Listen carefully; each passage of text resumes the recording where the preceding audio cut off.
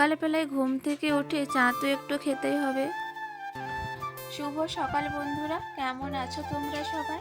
আশা করি খুব ভালো আছো, আর আমিও অনেক ভালো আছি। আমার সেকেন্ড ভিডিও আমার স্বপ্ন চ্যানেলে তোমাদেরকে অনেক অনেক ভালোবাসা ও স্বাগত জানিয়ে আজকের এই ভিডিওটি শুরু করছি।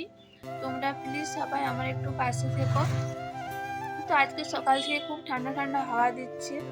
তো চলো তোমরা দেখতে থাকো আমি সারাদিন কি করি আজকে। আর এই যে দেখো, আমার বাবা বাঁধাকপি কাটতে বসে গেছে। আজকে বাঁধাকপির পকোড়ি করব।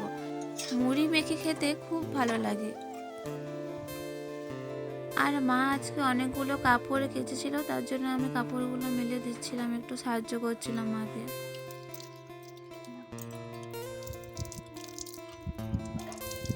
জানো তো বন্ধুরা, আমি বাবার বাড়িতে এলে খুব অলস হয়ে যায়, কোনো কিছু কাজই করতে ইচ্ছে করে না আমার।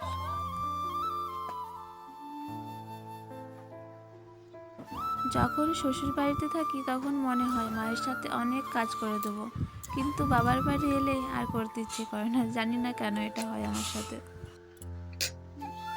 আমাদের একটা লাউ গাছ হয়েছে, দেখো এইটাই প্রথম লাউ ধরেছে। মা বললো লাউটা পেরে দে, আজকে পোস্ত করব।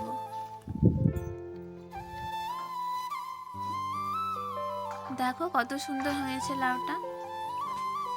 তো আমি লাউটা কাটতেও বসে গেছি।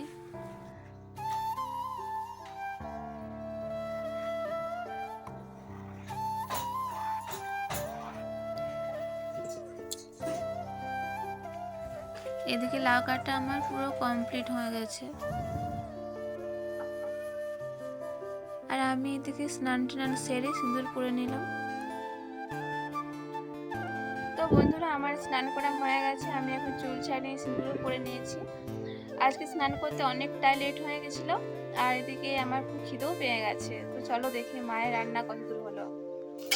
এই যে দেখো বন্ধুরা, মা এখন লাউটার পোস্ত করছে। সব রান্নাই মোটামুটি হয়ে গেছে, এই লাউ পোস্তটা হলেই খেতে দিয়ে দেবে বললো।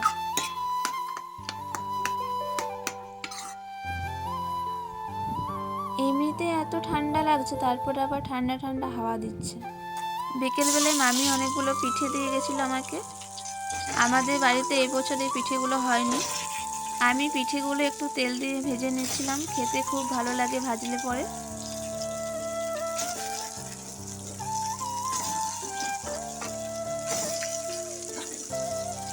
তো বন্ধুরা, ভিডিওটা আজকে এই পর্যন্তই। কেমন লাগলো কমেন্ট করে জানাবে। দেখা হবে একটা সুন্দর ভিডিওতে। ততক্ষণ সবাই ভালো থেকো, সুস্থ থেকো। টাটা বন্ধুরা।